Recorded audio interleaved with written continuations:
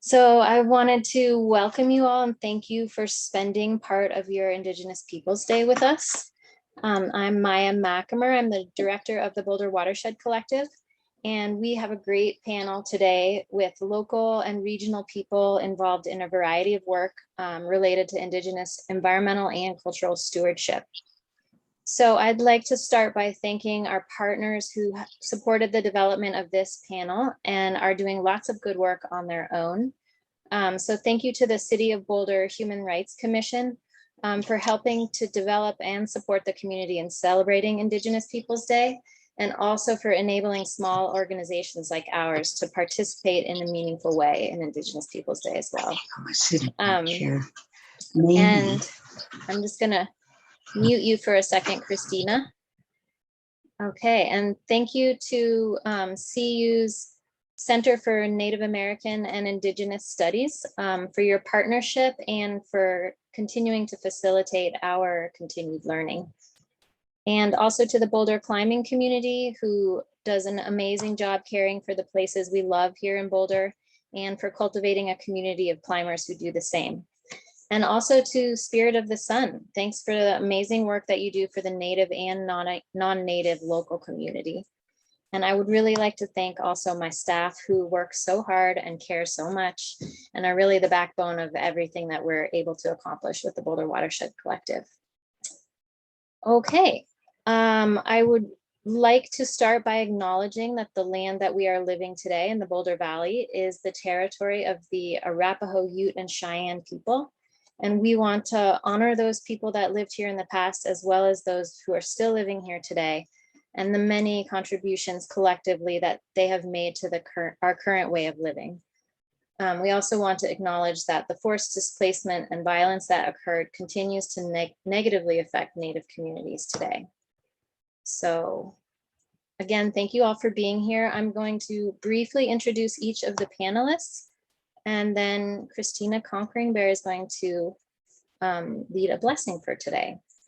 So Christina Conquering Bear was born on the Pine Ridge Reservation in Wyoming and is Ogallala and Lakota. She grew up working hard on the reservation and learning traditional methods of taking care of animals, sewing, collecting berries and other native plants, and cooking. And Christina continues to use many of these same traditions today. She feels that it is important to pass on the traditions that she learned, like making star quilts, so that her culture continues.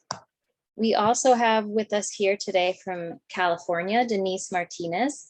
She is a PhD candidate in the graduate group in ecology at UC Davis. And the purpose of her dissertation is to find strategies for California Native communities and their collaborators to create governance and collaborative mechanisms that support tribal self-determination and governance. Deniss's work centers on the stories and narratives of cultural fire practitioners in California, and her vision is to work on creating a future that centers the wisdom of Indigenous people, not just as marginally relevant, but as central to environmental decision-making. We also have Clint Carroll, who is an associate professor of ethnic studies at the University of Colorado in Boulder, and he received his doctorate from the University of California at Berkeley in environmental science, policy, and management. Clint is a citizen of the Cherokee Nation, and he works closely with Cherokee people in Oklahoma on issues of land conservation and the perpetuation of land-based knowledge and ways of life. He has a book out called Roots of Our Renewal, Ethnobotany and Cherokee Environmental Governance. We also have Shannon Francis. She is Dine from New Mexico and Hopi from Arizona, and she comes from 12 generations of earth caretakers, ethnobotanists, and seed keepers. Shannon is an active educator and has presented and taught widely on permaculture design. Her passion is instilling reciprocal relationships by connecting people to the natural world through seeds, soil, and the elements. Shannon is currently the director of Spirit of the Sun, who partner with Native communities across the nation to develop new opportunities for tribes and Native American individuals. And Renee Millard-Chacon is a writer, educator, activist, and the mother of 2 sons. She is an Indigenous woman of Dine Azteca descent. Renee is committed to relating climate justice to social justice issues and has a goal to heal through environmental awareness, transformative education, and support diverse leaders ready to fight for future generations. Renee wears many hats, including founding and running Women of the Mountain. And I also saw that she's running for City Council in Commerce City. So those are amazing panelists today. We're really excited and grateful to have you all here with us. Okay, Christina, I'm unmuting you now, or can you unmute yourself?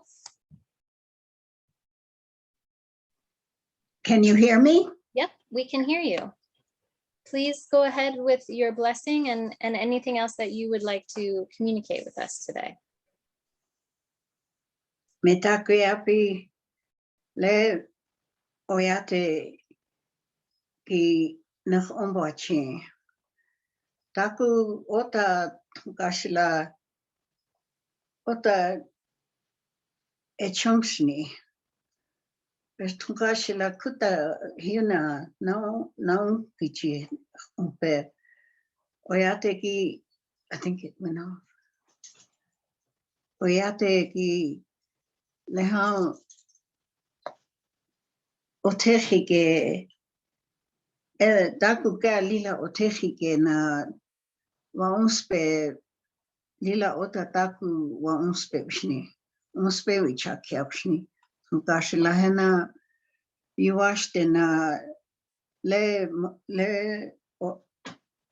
wongla ka ki le kashila yuashte na yuakhana okichokte kashila hena mitaku hena oyate o oichakya ye o hechela pinkte mitaku yase. Okay. Amen. There we go. Thank you. Thank you. And are there other things that you would like to say to everybody on the call today? I am an elder and I love to garden. I love to sew and I love to cook. I had a lot of fun with my grandchildren when we went to South Dakota and we got a buffalo and my grandchildren were able to butcher that buffalo and I showed them how to do it and they did all the work.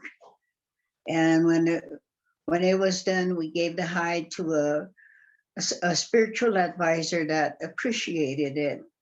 I don't know what he's done with it by now, but that was something that I wanted to teach my children, how the ancestors survived on buffalo meat, deer meat, and other types of meat. And vegetables, there's a lot of wild vegetables all over.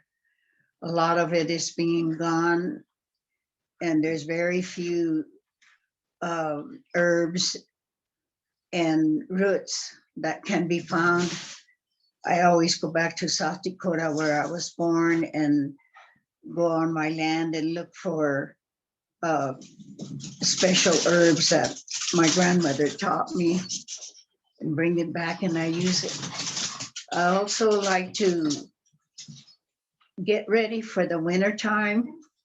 I always say my harvesting time is I start preparing dried meat and I hang them up in the kitchen on, we call it sata, but I had to use, in the old days, the Indian people used branches from the choke cherries, and long branches, and they would dry the meat on the choke cherries so it would give it a little flavor.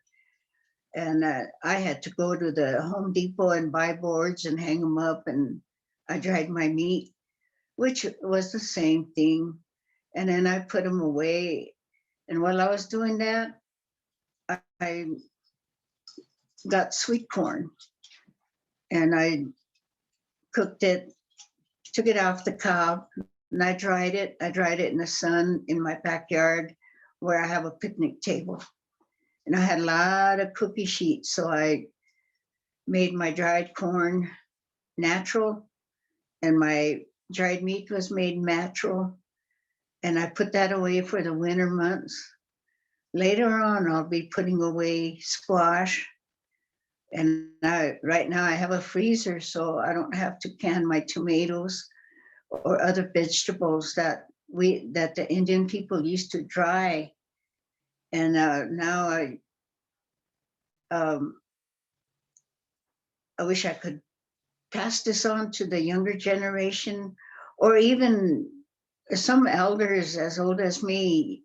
Some of them don't even know because they grew up in the city. And I wish that everybody would really try and get out there and put in a small garden. It don't have to be a huge garden, just a small garden. You can plant a lot of stuff. And gardening, it just connects you with Mother Earth. Excuse me. Connects me with my ancestors. It's being lost. And I wish that the younger generation would carry on for their children and their children, because one day it's not going to be there. There might not be enough. The environment is getting so bad. The air is getting so bad. The soil is getting so bad that one day that there won't be any vegetables. What are we going to do? There ain't going to be no roots. Go dig out roots, wild turnips. I go out on my land and I dig up turnips and take the skin off of them and dry them. I braid them up and I dry them. And one day I want to show what I have done and at some program and show the youth all the things that I do. I pick sage and I pick roots, bare root, and I put it away. My dried meat, it helps other people that want to use it for ceremony, or if somebody wanted dry corn, I have it, and they can use it in when they make beef stew or something. I wish other people would do that. It's so hard. It's so hard to try to explain how I feel that we lost a lot of our ways. And I'm trying to teach my grandchildren. My grandchildren's mom, she put in a garden, beautiful garden, and they ate their vegetables all summer, which was a start for me that I wanted to teach other children, you know. And my other grandchildren, daughter-in-laws, they live in Denver area where they can't have a garden, but they could come, you know, go somewhere and a group can get together and put in a garden. Or maybe there's some elderly out there that can't do it. Younger children can go out there and help them put in a nice little garden. It's good therapy for the elder, and it keeps your mind strong. Homidake, hechela pinkte, wopila tanka echicham.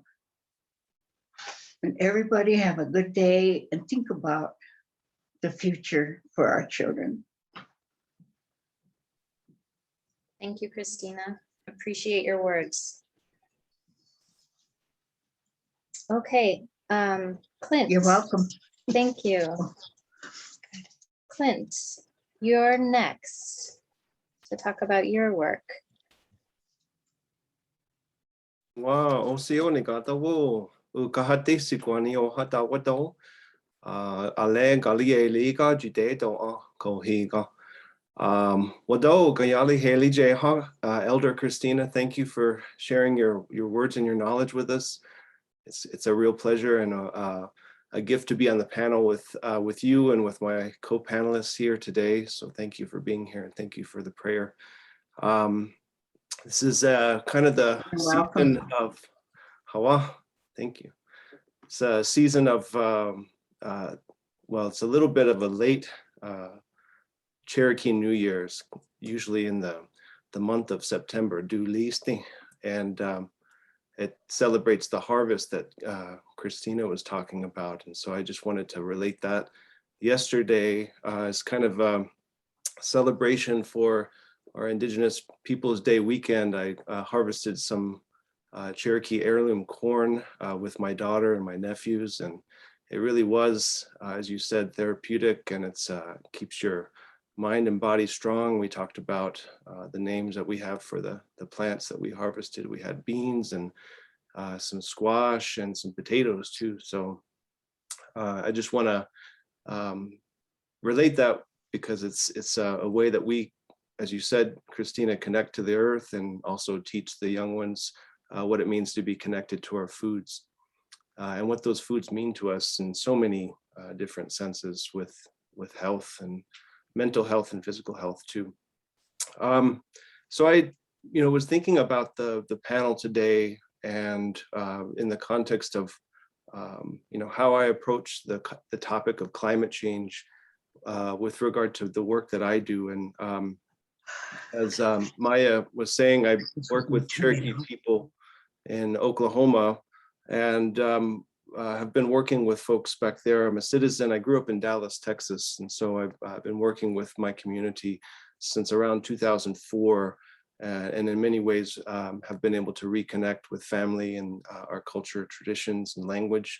And so some thoughts and perspectives just from my work and through thinking about climate change and Indigenous peoples from a very grounded basis through the work that I do in Oklahoma.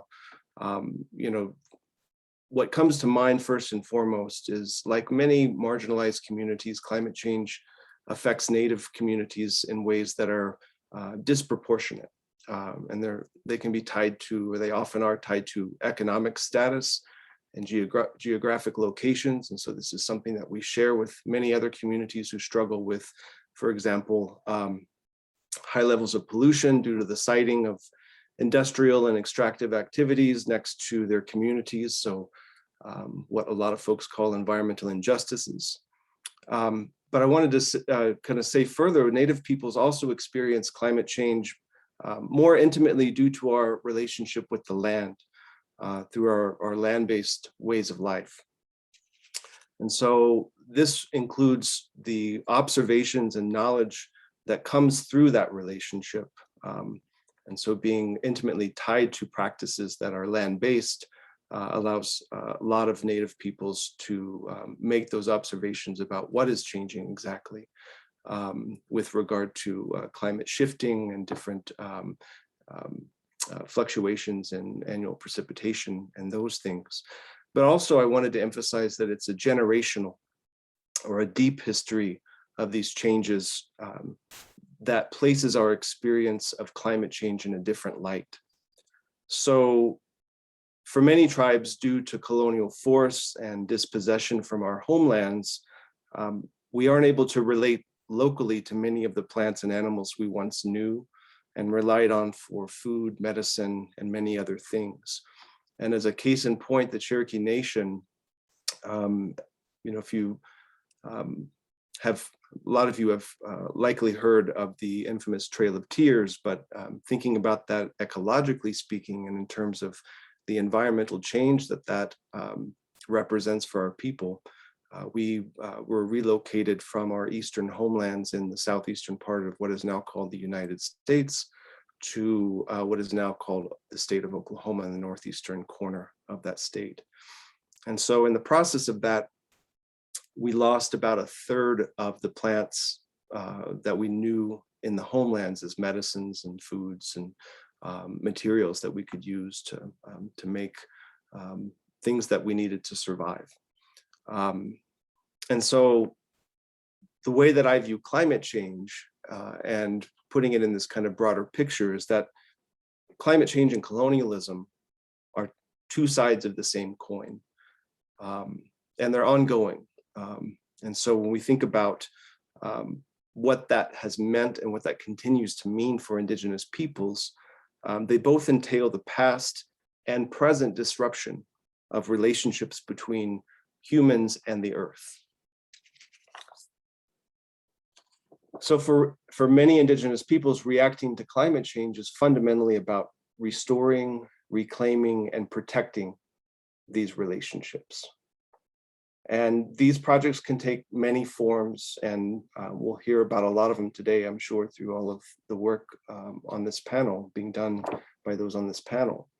But thinking about them kind of broadly speaking, you could view land-based activism and land reclamation as one area. A lot of you might have heard of the movement, the hashtag land back. So a lot of the activism that falls under that banner, decolonial action and activism, is one approach to that. As well as multi-level advocacy and policy work, so on regional and global levels. We have a lot of amazing minds working in places like the United Nations, in forums like international climate forums, as well as local and regional forums, including a lot of advocates, lawyers, scholars, and activists in their own right. And then we could also think about the land education and community-based resurgence projects that exist throughout many of our communities. And all of these projects or these aspects of climate advocacy or climate activism are really intertwined and are in relation to each other.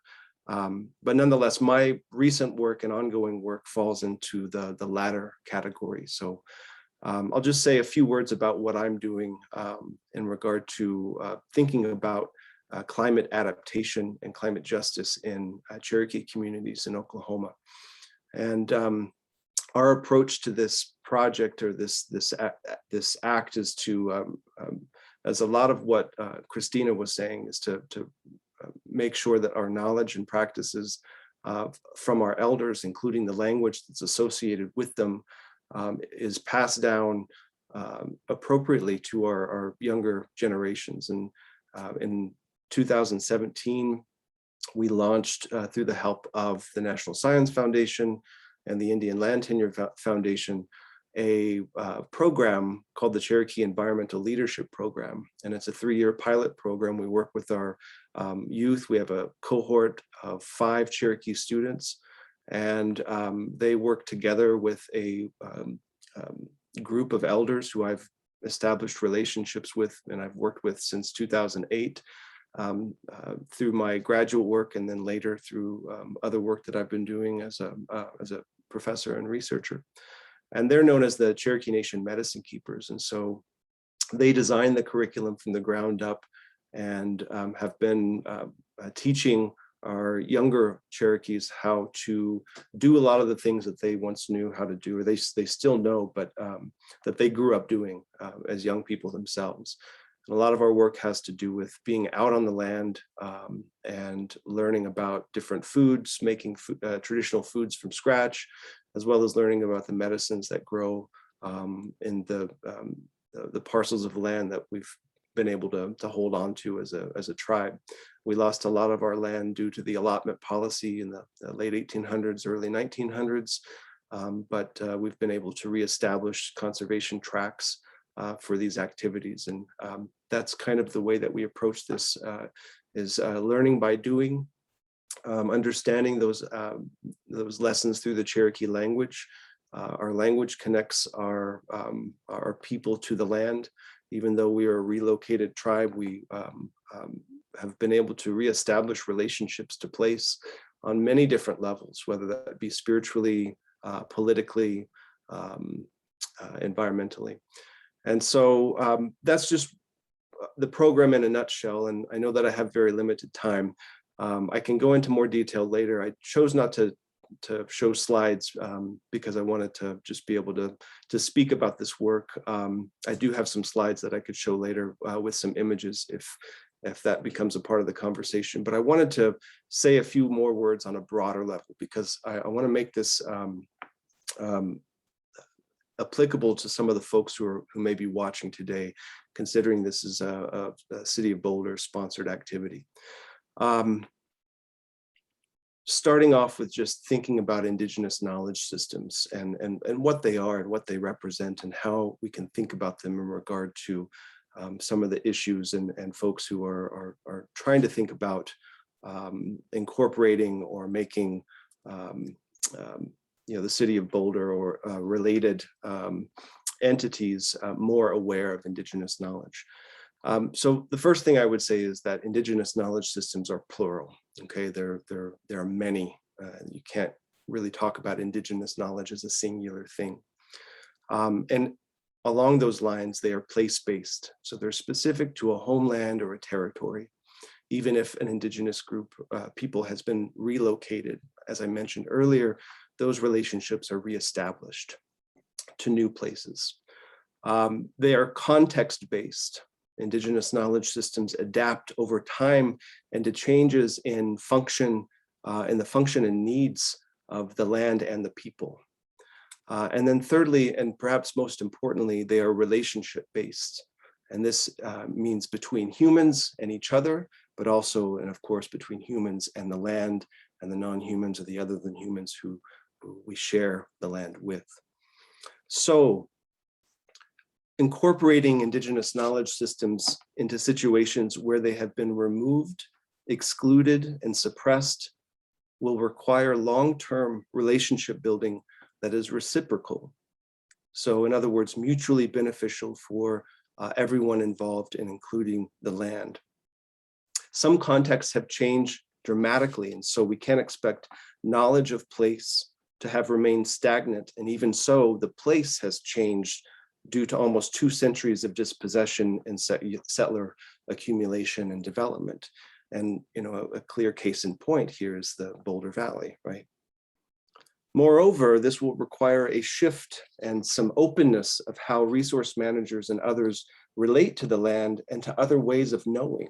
So Western science and US forest management policy has shunned and suppressed Indigenous ways of knowing and environmental practices for centuries.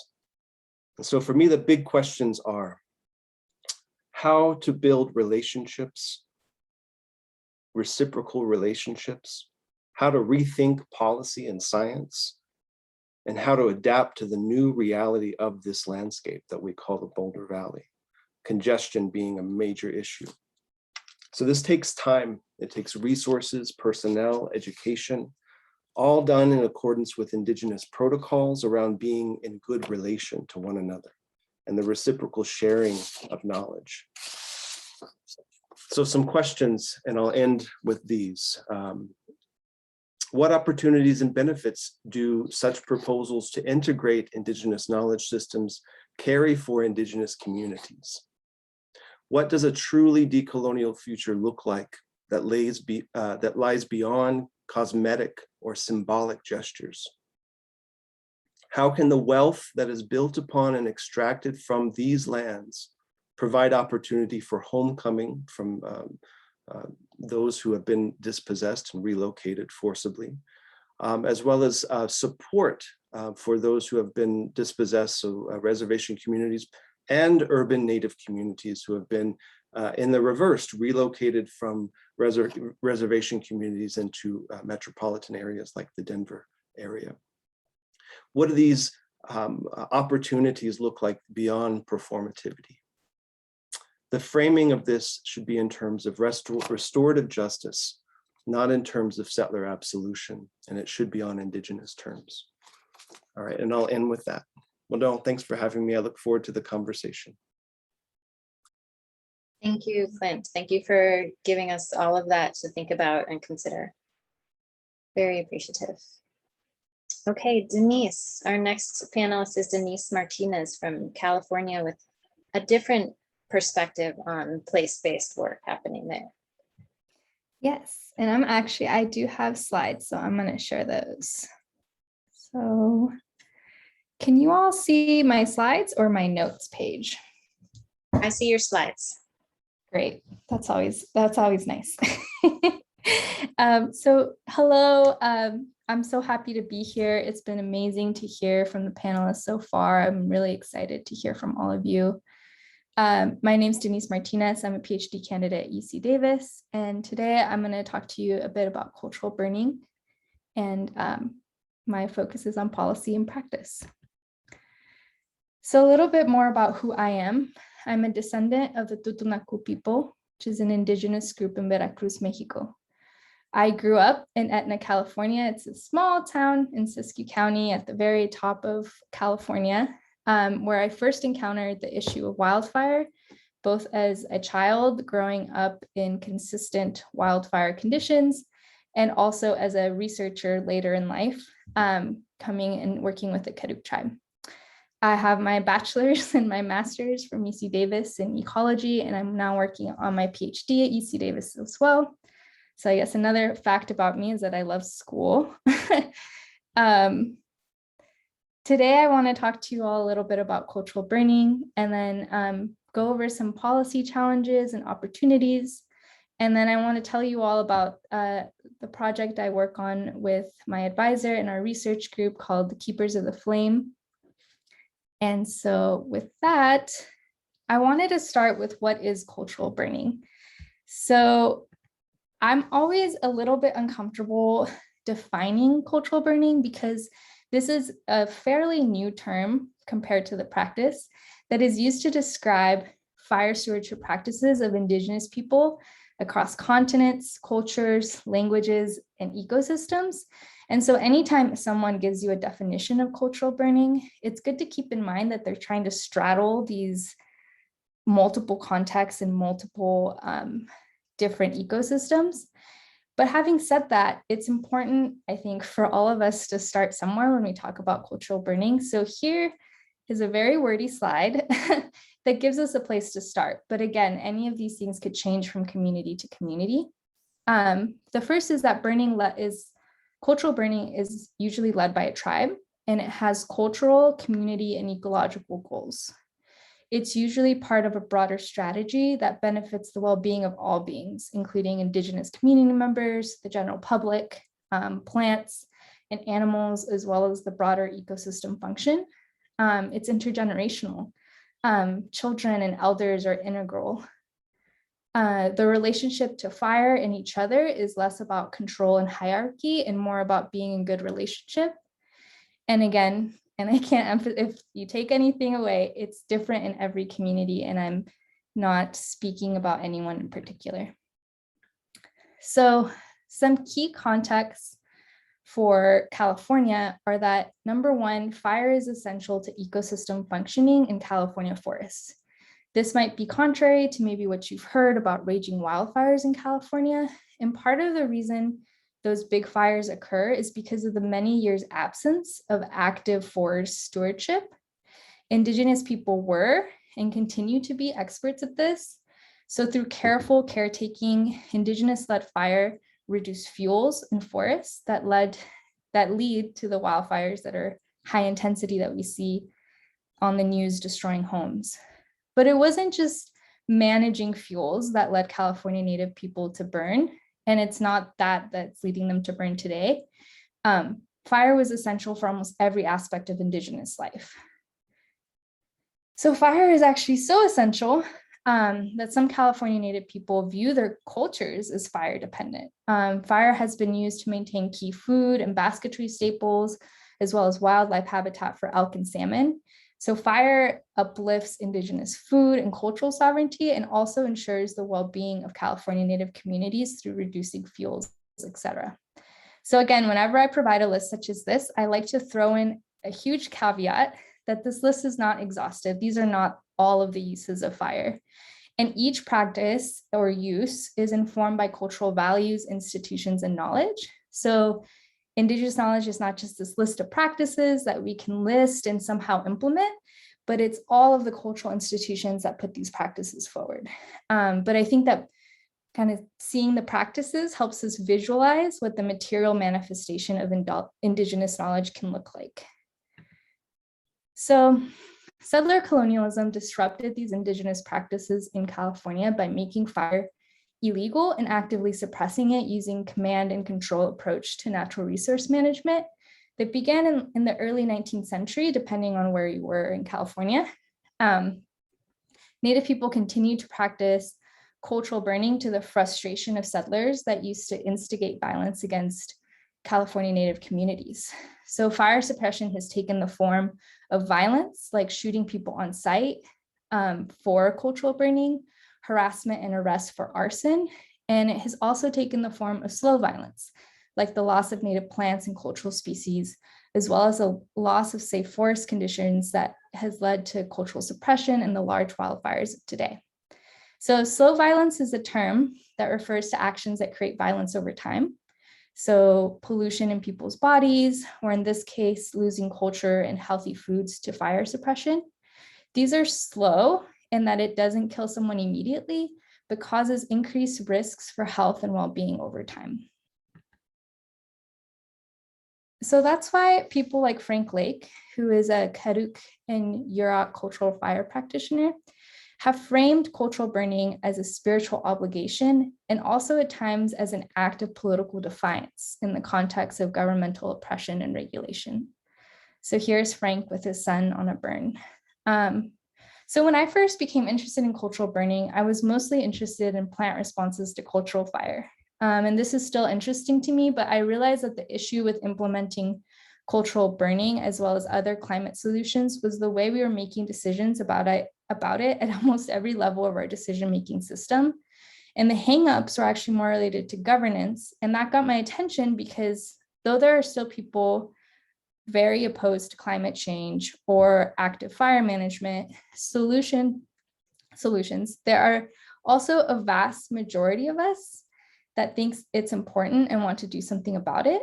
So I got hooked on the social science and the humanities and the governance, and found that climate change is a result of governance failure. And as suspected, our inability to build equitable, environmentally responsible decision-making structures has left us with a crisis that only grows daily. However, I do think that social sciences, humanities, and Indigenous communities themselves have much to offer us in our quest to understand why this is happening, what we can do to push back, and perhaps most importantly, what to build in the place of the structures that have failed us. So anytime we're considering changing the assumptions and processes that we've upheld for a long time, it's a huge challenge, but also a massive opportunity for innovation and creativity at every level. Anyone, has the opportunity to contribute, and there's so much work to be done. So like I mentioned, there is an opportunity for innovation in the ways we make decisions, and even in who gets to make the decisions themselves. There's an opportunity to include equity and justice in a way that climate science and policy has not done before. And for Indigenous fire practitioners here in California, this means radically shifting the way we make decisions about forest and fire management to center Indigenous leadership, build tribal capacity, and ultimately address the massive forest health and fire problem in California. So what are the governance challenges when it comes to cultural fire? So again, I'm a wordy slide person, but I'm gonna walk you through this one. So first and foremost, land tenure can be a huge challenge. California is unique in that treaties that were signed here were not ratified by Congress. So most reservations in California were created in different ways, like through executive order or an act of Congress. And this means that a lot of tribes in California do not have access to quote unquote jurisdiction in their traditional territories. And this means that tribes have to find a way to share decision-making on that landscape. And tribes that are federally recognized have some policies that they can lean on to do this, but federally unrecognized tribes are more often just completely left out. This leads to decision-making, which is across the square. When tribes are able to get to the decision-making table, they are met with some additional challenges. The first is that they may share the table with people who do not respect their sovereignty or view them as equal partners. Sometimes this includes, logging companies per se. The second is that many times agencies make decisions on this large scale. So even if tribes have great relationships with local agency employees, there can be a conflict with decision makers that sit in Sacramento or DC who are ultimately in charge of making decisions. Policy is another challenge. So many times our policies and requirements are incompatible with adaptive management or Indigenous stewardship, either because the paperwork is a hurdle and a challenge because it takes so long and it requires a lot of experts and a lot of consultation, or because Sometimes wildfires in different parts of the state can shut down prescribed and cultural fire in other places that are unaffected.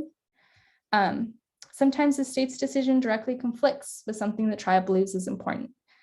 So the main point here is that we have a big bureaucracy, and sometimes it is too slow or too general to truly adapt like Indigenous stewardship demands. And though agencies are working on this, there's really a long way to go on that. The last challenge is public perception. I think and hope that this is improved, at least from my perception this year, but sometimes seeing smoke and seeing plants burning can make people concerned about prescribed and cultural fire. There's, preservation concerns. There's also concerns about it being smoky on a nice day, things like that. And that can lead to some hurdles for practitioners. So this is a flash overview of the basics and challenges to cultural burning. But thankfully, there's also, some grounds for hope when it comes to policy here. And here I'll give some credit to my advisor, who I adapted the slide from, and who reminded me that there are also a lot of great initiatives happening in this state too. So there's several policies that are in the pipeline that support cultural burning. There are 2 bills that are posed to make a real difference for cultural fire practitioners. So the first is SB 332, which was just recently signed by our governor, that limits liability for prescribed fire, making it so practitioners can only be held liable in cases of negligence. So this was not the case before. Practitioners were just liable, and that can be a huge financial burden for cultural fire practitioners. So AB 642 advocates for prescribed fire training, a cultural burning liaison to the state, and more tribal sovereignty. So these changes are really only possible via Indigenous leadership in fire, which is getting more and more attention from the public, from journalists, and from policymakers. And some successful organizations are listed in the top right box. There's also increased on-the-ground collaborations, which is very exciting. Training exchange workshops in collaboration with the Nature Conservancy on the Klamath have Indigenous leaders and teach participants the cultural importance of fire. And they burn a lot of land also. There are also, several large collaboratives that include partners across jurisdictions. So one example of that might be the North Coast Regional Partnership. There are also some great learning opportunities that include treks, like I mentioned before, but also include academic tribal partnerships, like the partnership that we have called Keepers of the Flame course. So this class that I have the honor to be a part of brings cultural practitioners to Davis in person or via Zoom to talk about what cultural fire is, why it matters, and how to think about it in relation to Indigenous worldviews. So I taught the class this last year, and I'm happy to talk to anyone that's interested in learning more. The class is built on principles of reciprocity and cultural humility. It is also incredibly interdisciplinary in that students learn about fire, plants, California history, and Native American studies.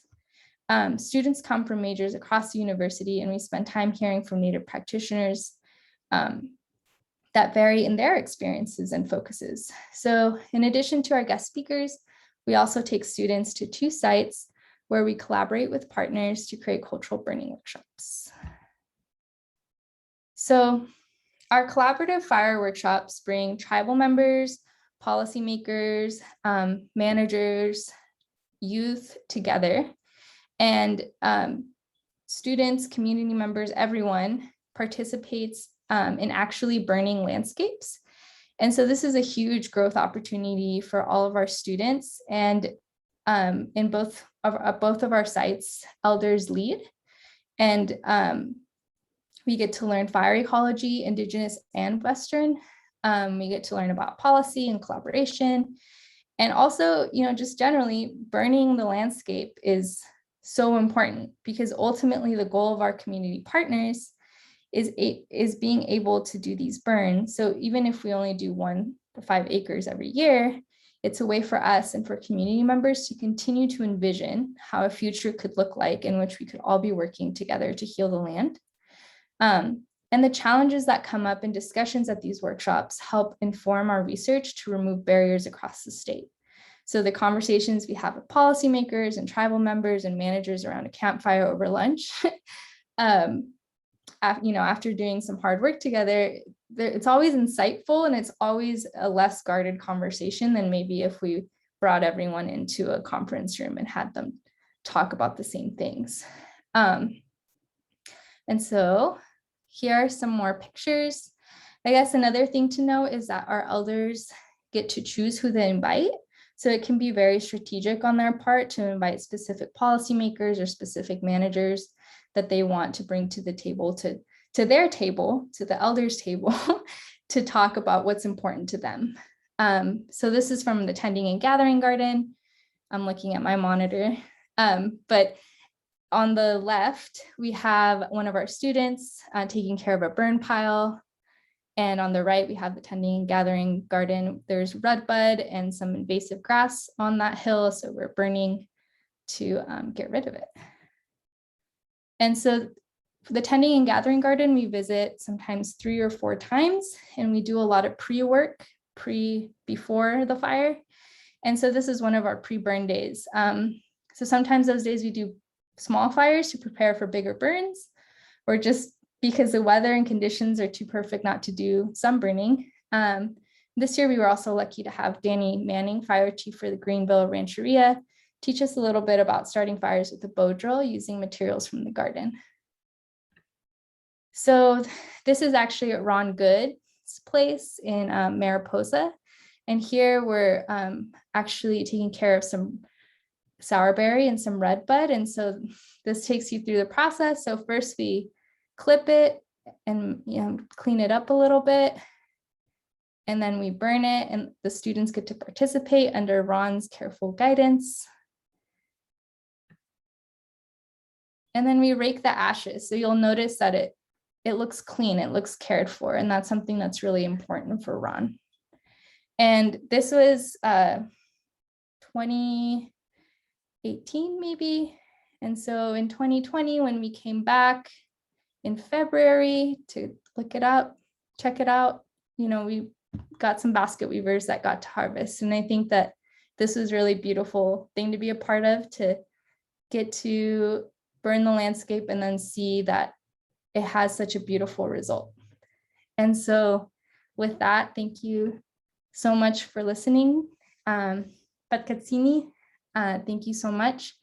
And I'll stop sharing. Thank you, Deniss. That was wonderful. And I think it's so great to learn from what's happening in other parts of the country as well, considering that we in Colorado face some similar issues with wildfire. And even though it's a different place, it's so great to hear what's happening in other areas. So appreciate all your work with this. Thank you so much. Yeah. Okay, Renee, you're next. Thank you. Clasokamati omato, clasokamati atatonatiu, clasokamati tanantinglali, clasokamati abuelitos y abuelitas, and all the ones that came before and all the little ones to come. I'm Renee Millard-Chacon. I am Dene, Chicana, and Filipina from what we now stand on, which is the land of the Ute, the Cheyenne, the Arapaho, the Lakota, the Kiowa, the Comanche, and 48 tribes that still live and travel through here because, well, we document them. And sometimes we even have to work with the census because they still don't document us. So please remember that every day should be Indigenous Peoples Day if you were still on stolen land. And you need to remember, please, that Indigenous Peoples Day and Indigenous people narratives now need to be a form of restorative justice in the state of Colorado. I am running for Commerce City Council Ward 3, and I'm specifically running on restorative justice. I am not a politician. I'm a community organizer. I grew up here as an Azteca danzante here in Denver, first at Grupo Tlaloc. I also taught in Chicano Park with Kapuli Machica and Kapuli Machicayot. And now I dance and hold the smoke as a samadora for Grupo Coro Aslan here in Denver at the greenhouse. Today, as a matter of fact, in Denver, if you're available, will be the 4 Directions March. So I ask that you look that up as well. I'm very grateful to be a part of this panel. For the elders that come here with all of their heart and their compassion, love is an action word, and they have shown it for generations in ways that I cannot describe, but I will always be grateful for.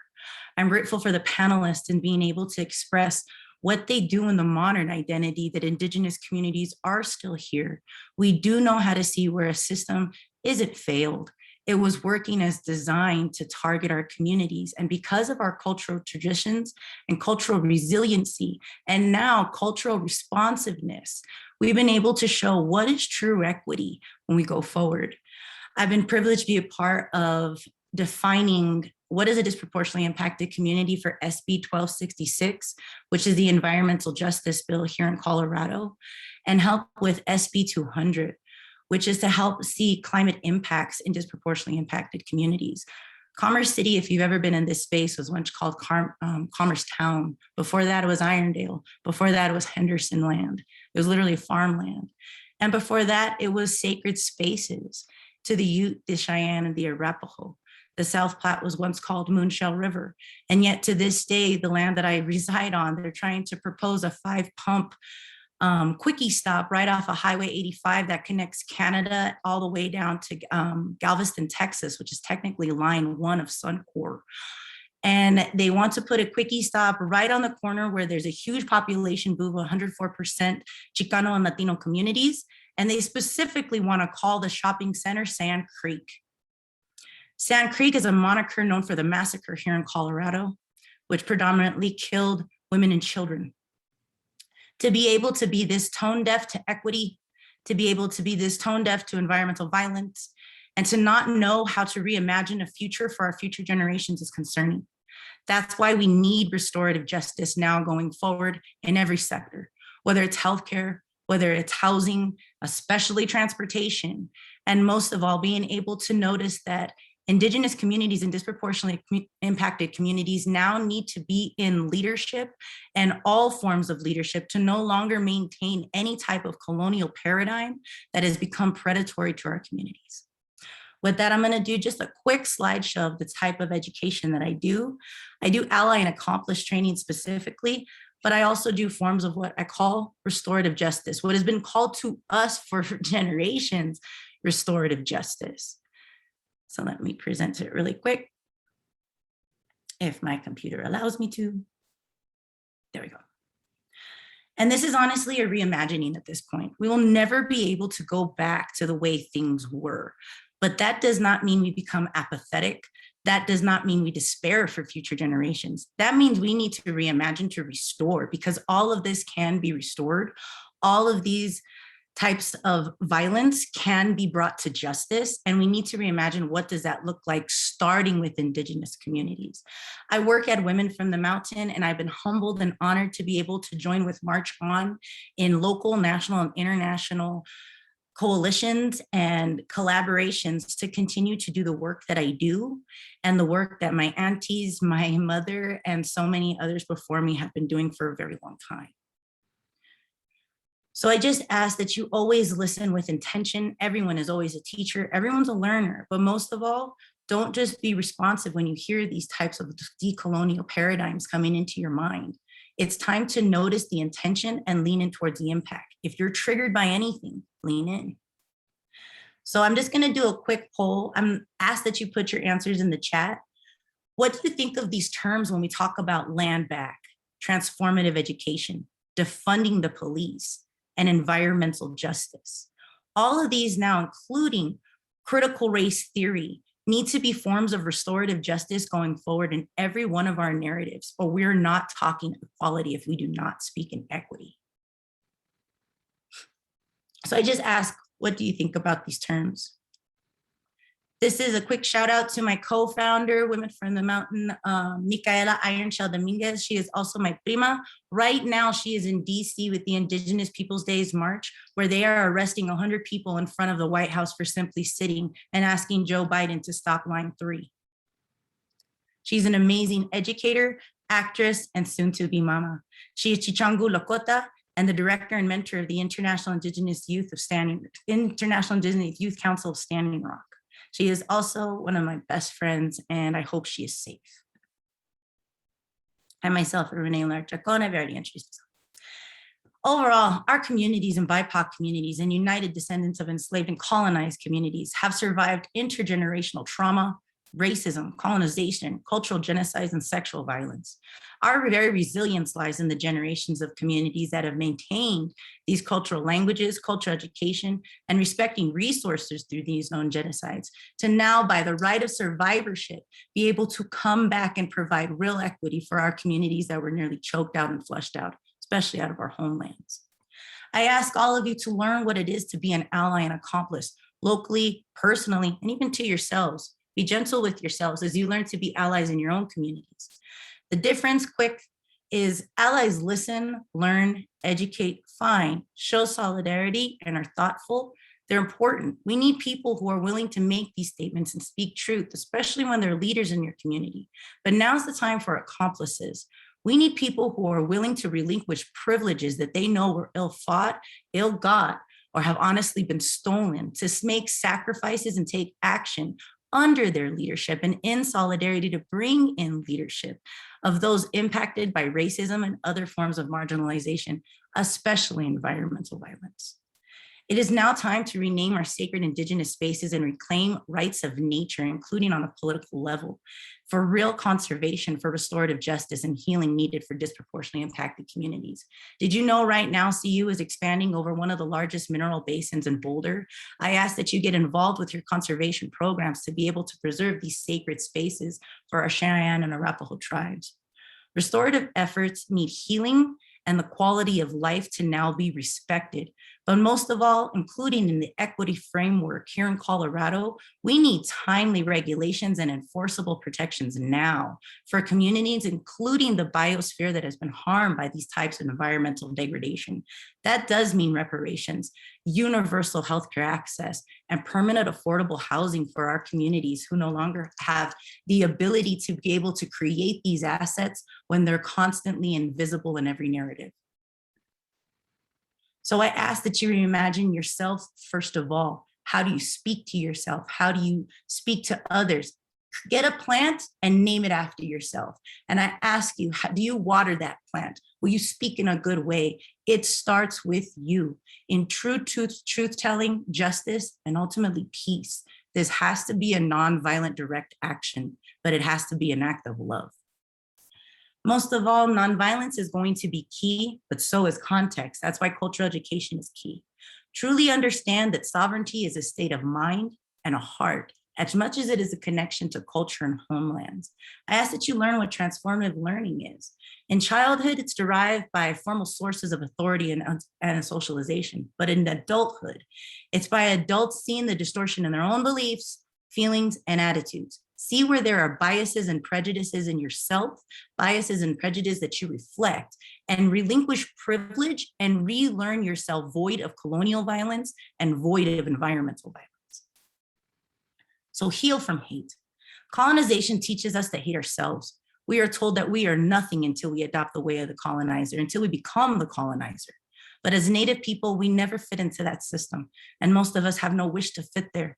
The tension of who we really are and who we are forced to become is unbearable, and the force of the virulent self-hatred. What I call the overculture is not a true culture, it's a pseudo-culture. It does not grow human minds, hearts, and spirits. It is in the place to steal. The overriding values are based on material ownership, which confers power. But what kind of power is that? It is transitory and violent. Humans are separated by competition and failure instead of being gathered together. Now is the time to truly understand community over competition. This is a beautiful quote is from Joy Harjo. I ask that you learn and relearn from many educators, including other BIPOC leaders such as Angela Davis, Robin Kimmer for braiding sweetgrass, and so many others. Create whole book lists to re-educate because everyone needs to be a continual learner for it to be transformative. Most of all, equity is not charity. Adding other cultural contexts that need to be taught in all forms of knowledge is to not repeat any form of predatory systems from here going forward. So representation matters. Please appreciate cultures, do not appropriate. learn what that means on every political context, involve leadership, and especially from a decolonial BIPOC paradigm, because now is the time to understand context going forward, how historical and cultural accuracies can help expand the American identity and our identity overall. Most of all, land acknowledgement is just the beginning. We need to realize that now is time for land back. And when you hear that big, scary word, it does mean that Indigenous communities can steward the land better than you. But we need to all be able to work together to preserve our resources as sources of life. So reclaim and rename these spaces by bringing back Indigenous communities. The Cheyenne and Arapaho live in Oklahoma and Wyoming. To be able to provide permanent affordable housing for our communities is a way of healing. And most of all, transformative education. Critical race theory is not an elective. It is not something to politicize. It is time to involve the cultural, economic, social, and political, and all social, cultural, and economic political institutions, and to no longer separate these contexts. Most of all, protect and have enforceable protections for cultural traditions, cultural spaces, and our sources of life. So cultural education will be key. We need to realize that there is a dysfunction by seeing the world through prejudice and bias and hate. And now is the time to learn to transform problematic frames of reference to make them more inclusive, no longer discriminating, reflective and open, and emotionally able to change. We have grown up in a whole society that is no longer emotionally intelligent. Our cultural traditions help reinstill this through some of the worst forms of harm, to bring us back to be able to have unity, to be able to reclaim what is sovereignty as best we can in the English tongue, but in our own spaces. And most of all, our self-determination, again, for future generations' identities. I'm almost done. I'm also very wordy in my slideshows. So I ask that adults going forward, please think in critical reflection, apply change behavior. It is one thing to define things, but even for disproportionately impacted communities, we did not work together to define these spaces. We worked together to have implementation to eliminate these spaces. We can no longer have forms of accepted marginalized classes. We need to work together to realize where there is harm to all of us. So share and create powerful learning communities, like I said, book lists, create whole safe spaces for Indigenous and BIPOC to come in and reteach you on where you have lost and not been able to learn even your cultural identities too. Please focus on power dynamics and risk reputation of the lack of cultural education that cultural erasure has done. Like I said, from now on, we need to have safe spaces such as permanent affordable housing, long-term asset development for disproportionately impacted communities, defunding systems that have been predatory to redistribute help to heal from violence, such as the prisoner pipeline, such as houseless violence, police violence, and military targeting, forgive my misspelling, and rebuild the biosphere also with context through environmental violence. We need to look at ourselves and our world void of these violence. So realize where you can do this now. Defund the police means to redistribute that power dynamic to refund in behavioral health, cultural relevance, and cultural responsiveness teams that can help our communities heal ourselves. Also, realize what banks you're investing in, whether it's dirty fossil fuels. Divest from Para. Hold Para accountable for also working on Line 3. Please also divest from Wells Fargo and Chase Bank. They directly are funding Line 3 and many others. And here, Suncor in Colorado, no more Suncor. We can be able to build molten salt mines and coal mines now, or molten salt batteries and coal mines now. We have 4,168 fracking wells approved from Adams and Weld, which affects us all the way to DIA.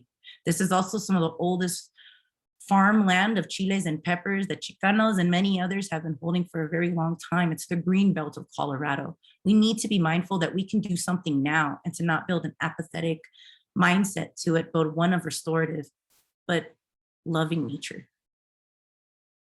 Equity analysis to defund and rebuild. Community health and safety are from our own self-determination now needs to happen with community monitoring, modeling, protections, and prolonged included narratives in their stakeholding. I ask that you learn how prisons fund these spaces, how youth are targeted. I'm going to run through these really quick.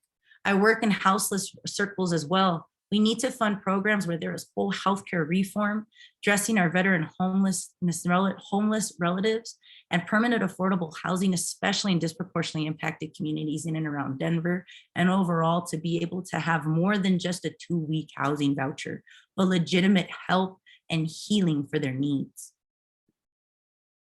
So please listen, don't assume, stay involved, stay aware. And like I said, acknowledgement is just the beginning, but make room to make change. So how will you help in protecting communities from environmental racism? My last one, because I don't want to continue, but much of the conflict exists in the world is linked to people feeling that their rights are being violated. Human rights, civil rights, and the very right to live or thrive is being debated on a public stage with growing frequency. Everywhere we look, people are crying out to have their rights honored, respected, and upheld. Though society has done a good job of declaring and defining the rights of human beings, it's done a poor job of applying those rights to all populations. This is where I ask allies and accomplices to come in. So please help provide us justice. Indigenous communities are not monolithic. I cannot speak for all Indigenous communities. We are diverse. All of us need to be included, not to have a seat at the table, but to have our own table, to be able to claim our own self-determination by our own cultural traditions and resiliency, to build our own transformative education and forms of equity analysis going forward. So I ask that all of you help support carbon tax sequestration legislation and many other things going forward for a full 100% fossil-free fuel, free from fossil-free, 100% fossil-free development for future generations. There are many organizations from around the world and institutions that are working together to go 100% fossil-free. I ask that you support Women from the Mountain Environmental Justice in Action and Authentic Action together to help these conservation rights overall. And these are just a couple pictures from some of the bills that we've helped pass. The Agriculture Bill 1266, which helps define for the past 3 years, environmental justice and injustice has become a hot button topic in Colorado. This attention to centering environmental progress on benefiting people that have been historically ignored and harmed is long overdue. These discussions have come up in several agencies and venues, the COGCC, the AQCC, and Office of Justice Transition in the legislature. Each time the issue arises, a small group of people has spent the time and energy to agree on definitions and environmental justice for disproportionately impacted communities. But now we need implementation of this bill to have a legitimate, timely protection now. This bill aims to support that work and the work that has already been done to create consistency across agencies and create a foundation for future environmental justice. I ask that all of you work with your local municipalities to be able to instill SB 200 and SB 1266 locally in every one of your city councils to see how you can help environmental justice friendly spaces. So my last question is, how will you be a good ancestor for going forward? How do you define being a good ancestor? And how would you like to be able to tell your future generations that you fought for them to have their sources of life protected? That was just a bit of my slideshow for restorative justice. I also do another one, an ally and accomplice, and we hold a lot of transformative education circles. We also teach every Tuesday and Thursday in Denver, Azteca Danza, and today is the Four Winds Direction March, but I ask that every day become a form of learning about Indigenous communities and how a lot of communities have been erased from the American identity to now truly be restorative in your efforts as an ally and accomplice. Sorry if I went on a little bit over, and I thank you for your time. Thank you, Renee. Lots of powerful words there. And all of you have drawn connections between social justice and climate justice as well. So one last presenter today, Shannon Francis, and I wanted to invite you all to put questions in the chat so that we can get to those soon, if you have some. Shannon, are you on here still? Maybe she's not on. Okay. Well, if Shannon jumps back on, we'll let her talk, but let's get on to some questions and some dialogue here. Bonnie, I saw that you put half of a question in the Q&A, but I can't see the rest of it. So I'm wondering if you wanted to rewrite that in there.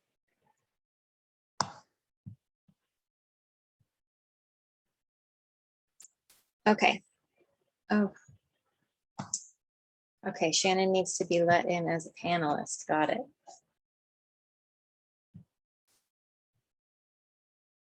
While I'm letting Shannon in, I might ask, Deniss, you said that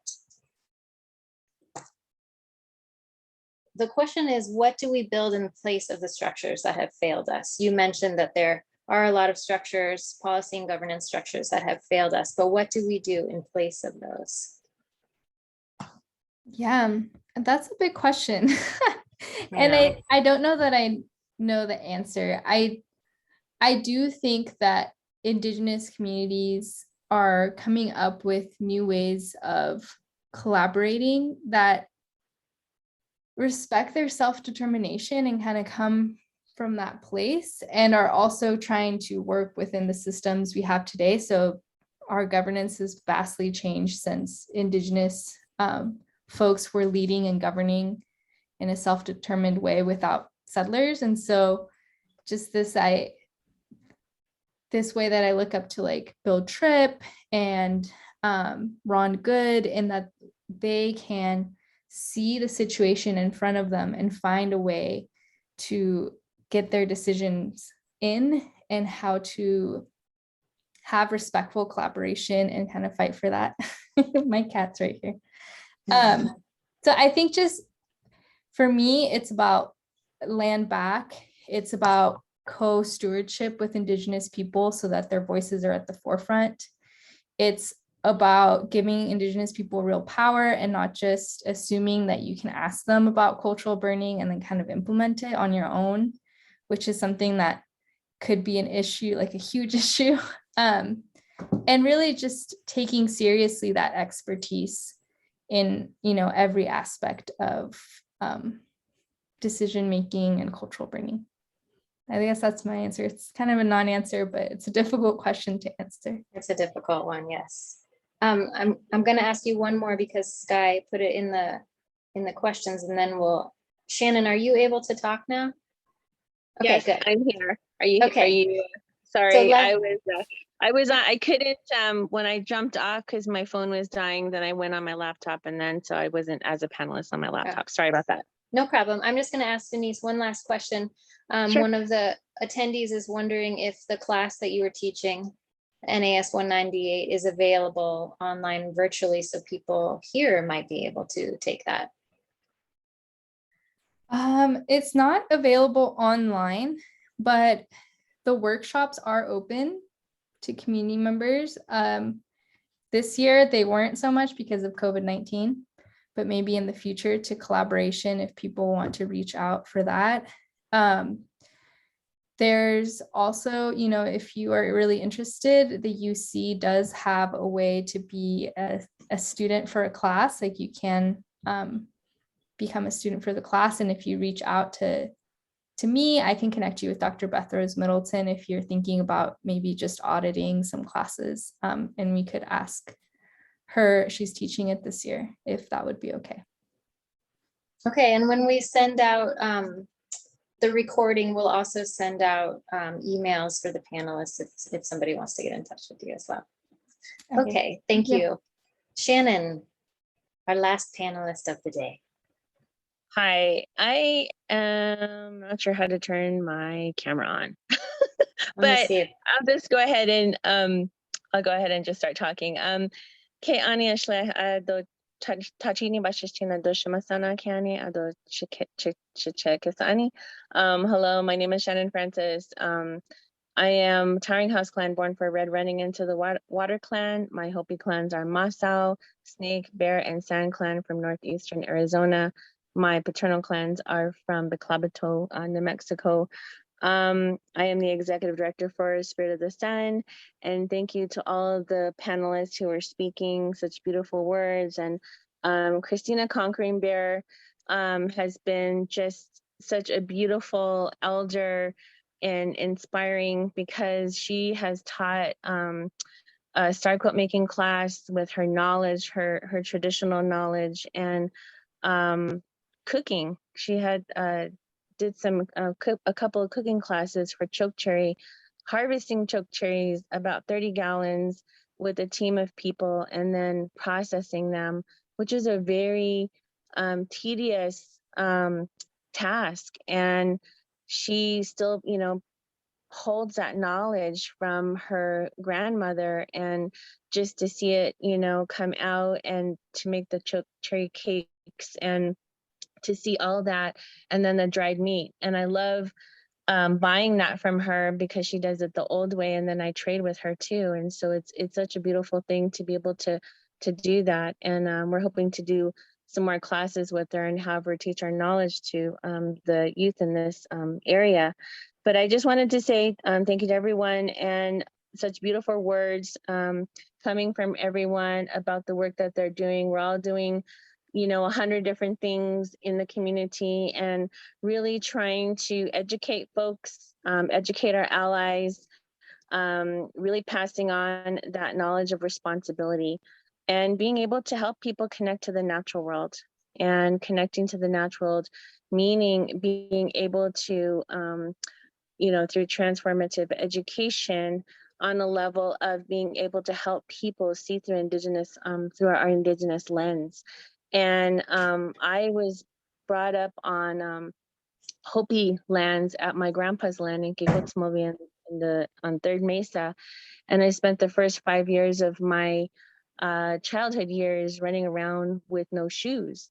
And so that was my outdoor classroom time and connecting to the natural world. And it was very different back then because you could run around and not step on goat heads and tumbleweeds and different types of stickers. And I remember pottery shards just all over, and nobody, you know, touched them. And now they're all gone.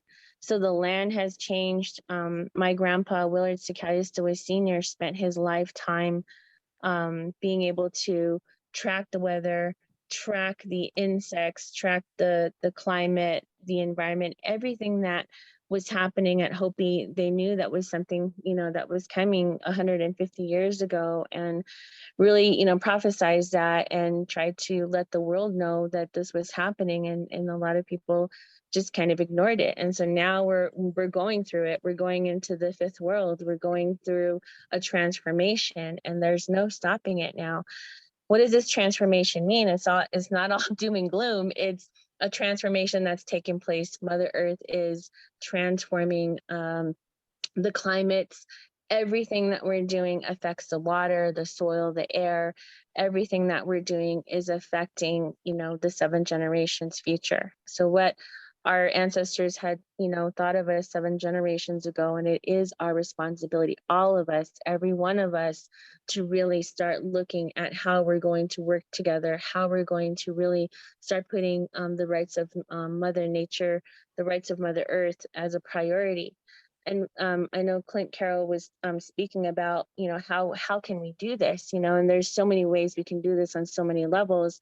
And then taking the knowledge that Renee just mentioned about really getting involved with your governmental leaders and the leadership and holding them accountable for everything. It's ridiculous that, you know, our lands were stolen, occupied and stolen, and we have to buy them back. I mean, think about that. That's, you know, that's ridiculous. And so how do we start really reclaiming our lands and reclaiming that knowledge? You know, this is by right our knowledge, and there's so many ways that it can be done. Changing the textbooks, being able to go into formal and non-formal educational spaces and start, you know, in the Hopi way, we make sure that our kids are educated and know the language, the traditions, the songs, the ceremonies, and the stories, specifically the creation stories, before they go to public school, regular public school.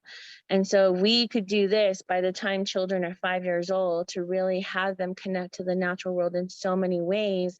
Can you imagine all of the land stewards and the caretakers and the water protectors that would come out of that, you know, generations from now? And so it's not a big to be able to change the language in the textbooks, being able to change the language from elements to relatives to make it more familiar, because those are our relatives. So the relationship is a symbiotic and mutual relationship that we're looking towards in order to be able to start seeing things as beings. And Renee mentioned the Robin Wall Kimmerer book, Braiding Sweetgrass.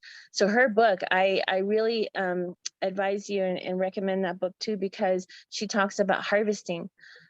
When you have a plant that wants to be harvested, you don't harvest all of it because it's not going to come back. If you harvest all of it, yeah, it won't come back. But if you don't harvest it, it's not going to come back. But if you develop a relationship in harvesting what you need, and that plant knows that you need it, and that plant also needs you too, that it's going to come back. So really paying attention, being aware, utilizing observation, all of your observation skills in learning about different plants, and paying attention to what lives next to the other, because everything really affects each other, and the whole communication systems of plants is through their roots. Trees communicate through the roots. Trees communicate through mycelium and fungi. And so this whole nervous system, that's all that covers, Mother Earth, and Mother Earth is made of, is a communication nervous system. And it also helps us exist. We don't exist without the elements. Everything comes also from the universe, and we're part of that. If we don't have that clean water, clean air, and clean soil, really there's nothing else that we can do unless we have to move to another planet. And right now there isn't really any options for that. But the things that we're doing here at Spirit of the Sun really emphasize cultural resiliency, looking, and we're really, we're wanting to help and educate and heal, all families, all youth. We have so many layers of historic trauma. Which layer do we heal first?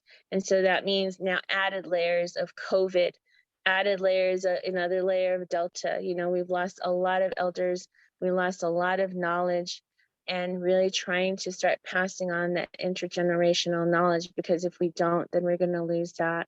So looking at ways to be able to restore different ecosystems, and being able to look at different ways of doing that. And Christina talked about building a garden. What better way to be able to grow food and connect to your own food? It's not what you eat, it's how you eat it. And that respect of connecting to your food, because your food is a living being, and those plants need you as much as you need them.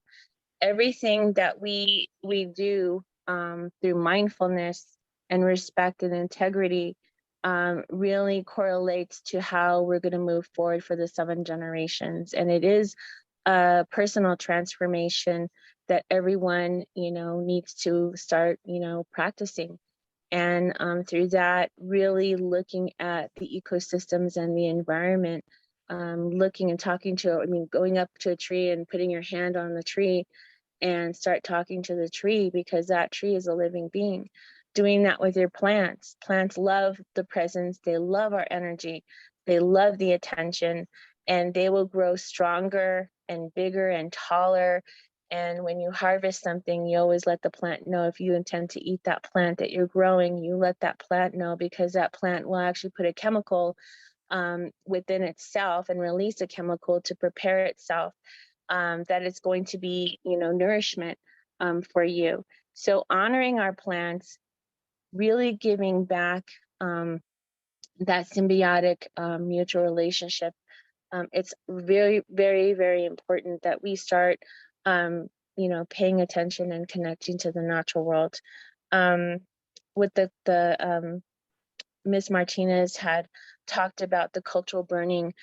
A lot of those tribes, really have this generational knowledge that goes back to connecting with fire.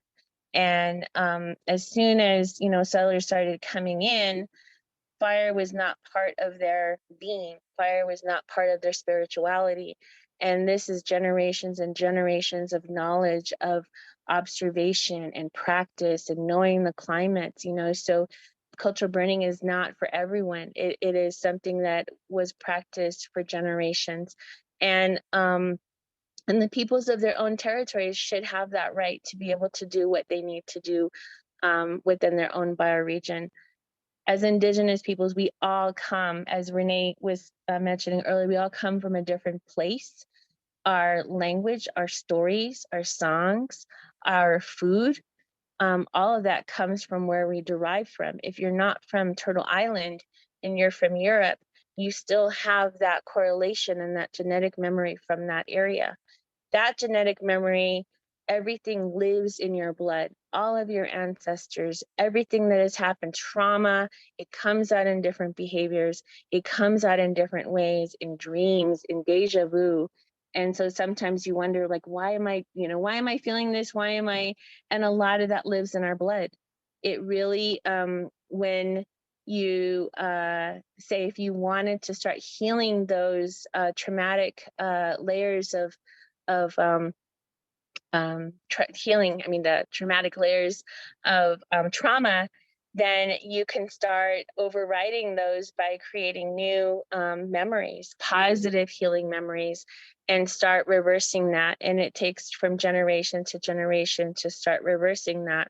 And it happens to be that, our organization is trying to create a lot of that healing through our mentorship program. And we have 5 mentors, 5 mentors and 5 mentees that we're trying to fill right now and start small and get good at what we're going to be doing over the next year. We have a mycelium project that we have been given the patent on this strain that heals PTSD and anxiety and some forms of cancer. And we're learning to grow it. We want to give it to people to inoculate different spaces who can't afford it for free. And that really will start the bioremediation process and the microremediation process. So we want to kickstart this and start giving it to folks and then charging people who can't afford it. But we want to start healing the earth at multiple different levels. And this project was inspired by shutting down Suncor, which was really a whole plan to really start addressing bioremediation. And this strain really will help clean up the water, clean up the air, and clean up the soil. It won't be immediate, but down the road, generations from now, it will take off. Shannon, I'm gonna interrupt you. Go ahead. Apologies, because it's almost 4. I'm gonna pose a question to you and any of the panelists here, just so we can get a couple of the questions in. Sure. What could land back look like practically in somewhere like Boulder or Denver? Land back in Boulder and Denver, there's a lot of different ways that we can do that. Now, land back was first voiced about 3 or 4 years ago in Denver, and then it just kind of took off in so many different directions. Land back to really start, with a lot of the treaties, the tribes don't have money to really start fighting back for their land. But I think at so many levels that Renee was talking about, that really just starting that and pushing for that, like reclaiming names, like Mount Evans and S Mountain, some of those, just starting from there to reclaim those names back to their original names for Arapaho and Cheyenne and Ute. That's, it's already happening. And so Renee, that would probably be a question for Renee, because Renee is more involved in those spaces than I am.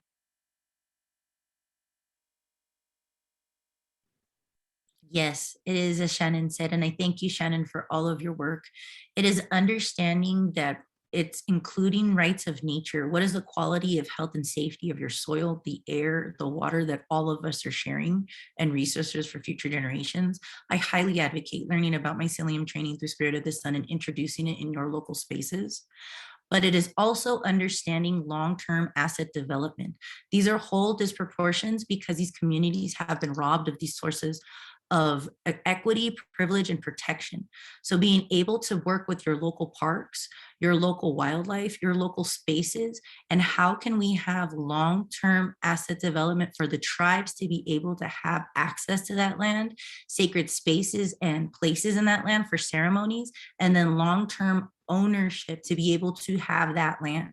It is in small grants and funding, whether it's private property, and also noticing where new developers are coming in and harming those spaces or targeting in certain spaces. So where you notice only affordable housing is in certain spaces, are those on front line, fence line, sacrifice zones from particulate pollution again?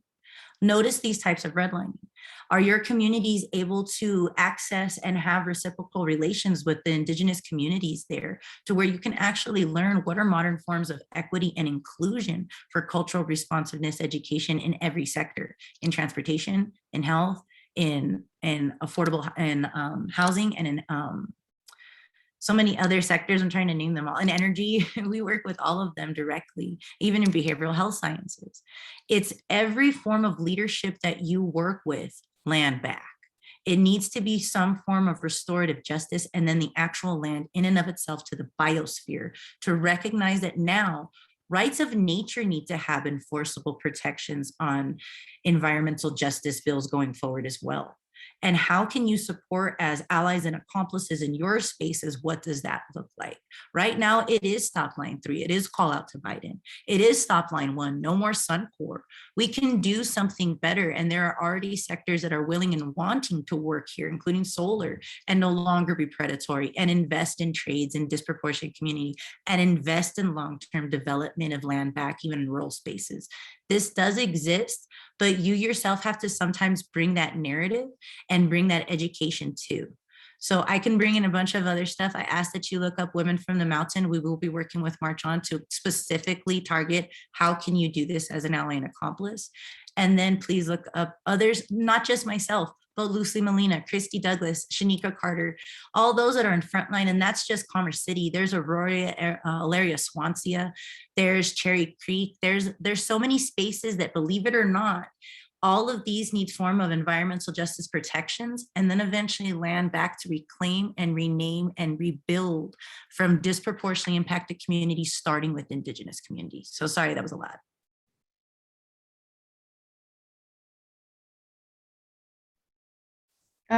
I guess I'll just add like a little bit, because I'm not really quite as familiar with the Boulder context, but I also get this question like how could this realistically happen? And land has already been given back. In California, the Wiyot people recently got land back. And so when we think about land back as kind of this impossible big thing, we are forgetting that it has already happened. And so it is this realistic and important goal that we can have that has happened in different places. And I guess I just wanted to add that as like this isn't impossible. And I'll just say really quickly, because I know we're out of time, just agreeing with everyone so far, and just some amazing insights and perspectives and knowledge that folks shared. And to kind of go along with what Renee was saying, land back is a very direct and simple message because it means just that, but it's also multifaceted. So what Renee was talking about in terms of what land back could look like, there are many different aspects of that. And I would want to just draw attention to Sarah Dawn Haynes' comment in the chat. She posed an excellent possibility of one of those facets. Again, it's a multifaceted project that's going to have very, very multiple ways of looking at it and multiple approaches to enacting and seeing this happen. And she writes, one idea for how land back could look is putting houses into trusts and giving those bedrooms to Indigenous scholars during their time at CU Boulder. We have in-state tuition now because of the recent bill. But housing is a terrible challenge. So, as an aspect of that, how do we follow through on some of these, important but nonetheless performative things like land acknowledgements? How do we back up those statements and those words with actual action? And we think about what lies beyond land back in places like Boulder County. Okay, so the land's back. Well, first of all, that's a very tough process, but once people commit themselves to doing so, what happens on the other side of that?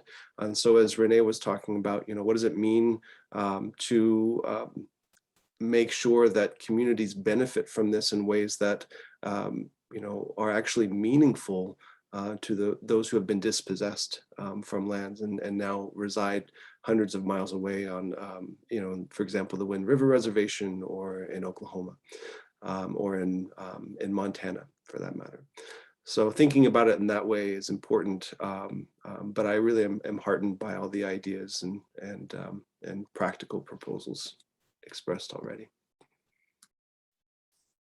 So since we are at time, I would love to ask a couple more questions in the chat if you guys have time to stay for another question or two. But I just, before everybody jumps off, I just really want to thank all of the panelists and for all the time you've put in here today, but also for all the work that you're doing yourselves and in the communities that you are working with.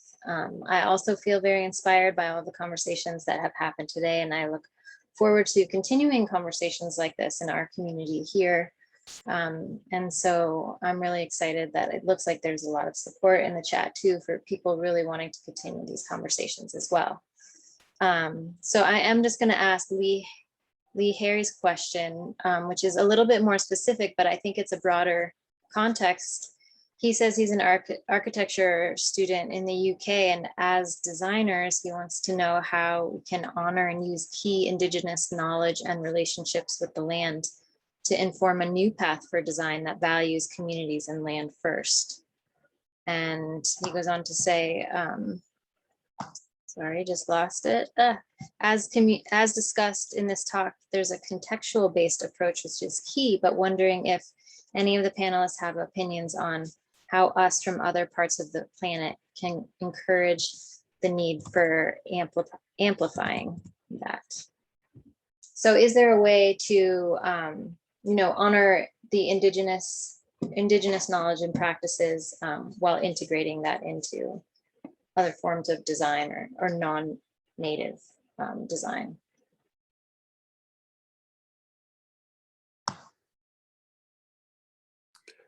Well, I think I addressed that in the chat, so I'll just repeat what, well, I'll just give more context for my answer. So I referred Lee to Daniel Wildcat's book, Red Alert. Is this the same question? I think it's the same question. Yes. I think it relates nonetheless. Yeah, Red Alert. Mm-hmm. The idea that Indigenous knowledge, you know, is only applicable to specific places is ignoring the fact that Indigenous knowledge systems have ethical frameworks that can inform all approaches to decision making and therefore policy, the role of technology in our lives. And so I think it's important to kind of emphasize both that Indigenous knowledge is locally specific, and the reason why it is because it's very relationship based, as I said previously. But the ethical frameworks that inform Indigenous knowledge systems have a lot to say about how governance on a global scale could be informed by relational systems of care, unity, as Renee was saying, acts of love, understanding our relationship to the natural world, the more than human world, as something that should be mutually beneficial as opposed to separated artificially, as Western science has tended to construct human beings as something that is detrimental or at least separate from other than human landforms and other beings. And so I would just kind of elevate it on that level. And Wildcat offers a really clever way of expressing it to folks who are in the engineering field, for example. And he comes up with an equation. It's a non-calculable equation, but it has an amazing message. And that equation is 3C over E equals T. The 3 C's are communication, culture, and community.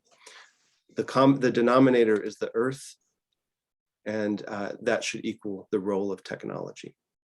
So if you think about engineering or any kind of approach to technology, Indigenous peoples aren't anti-technology or anti-science for that matter.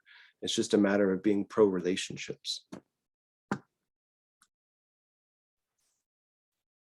Awesome. Thank you for that. And then I think one way that I'd like to leave this, and I think actually all of you have given multiple ideas about how people can engage, connect, or continue their own education. But is there anything additional that any of you would suggest for people on this call to continue that path of learning more or participating or better supporting the Native people that we live with locally?